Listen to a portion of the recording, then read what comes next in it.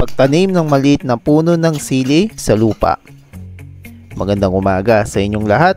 Ngayong araw na ito ay magta-transplant ako ng sili mula sa maliit na paso at ilipat ito sa lupa. Tara, simulan na natin. Pagpasok ko pa lang sa loob ng greenhouse ay lumantad na sa akin ang itinanim kong sili ng 1 buwan na nakadapa. Kaya naman naisip ko na ito na siguro ang tamang oras para ilipat ito sa lupa. Halika, samahan nyo akong itanim ito.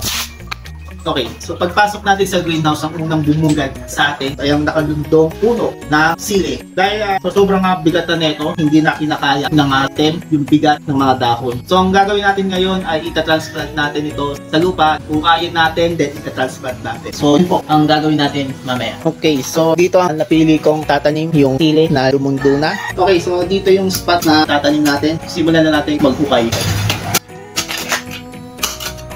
So may mga bato dito sa lupa, malalaki. So kaya hindi ko masyadong naibabaon itong bakal. So mukhang masisira pa at itong kalaykay. So ito, ang laki ng bato. So bato pa ulit.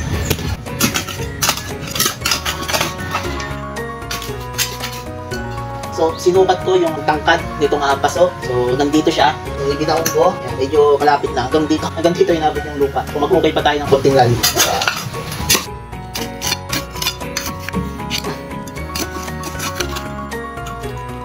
Okay, so may kalaliman na rin itong lupa na kinukukayo natin.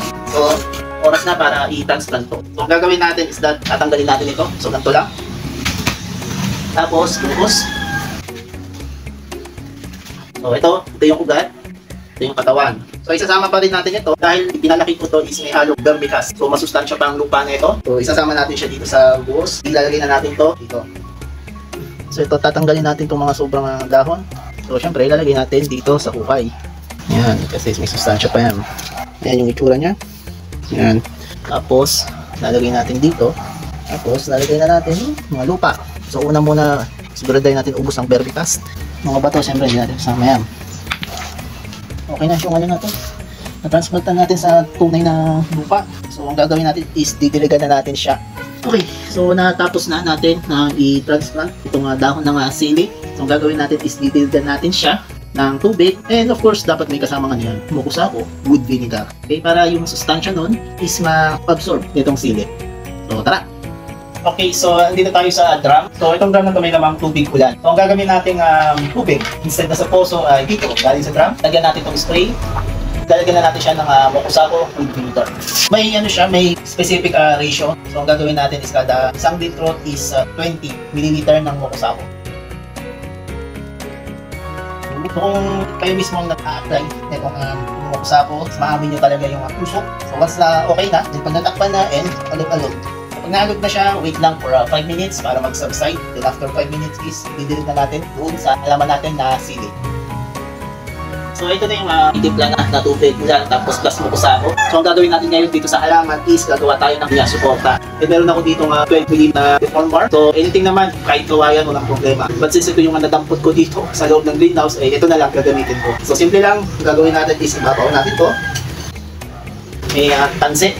Ayan, tatali lang natin dito. Pupulupot natin dito. Okay. So, natali na siya. So, of course, yung halaman, tumataas yan. So, pag tumataas siya, dapat habaan na rin natin yung suporta. Sa mga susunod na buwan o linggo is titingnan natin yung laki niya. So, syempre, mag-adjust tayo. So, ito, mapapalitan natin to. Maybe next month, mapapalitan natin to na mas matangkad. So, after 5 minutes, it took more than 5 minutes, ay okay na itong mokusako na may tubig ulan. So, shake ulit natin for sure. And then, para ma-fertilize itong lupa and ma-avoid yung mga aphids na tinatawag is didiligan na natin ito. So, ito may halong mokusako.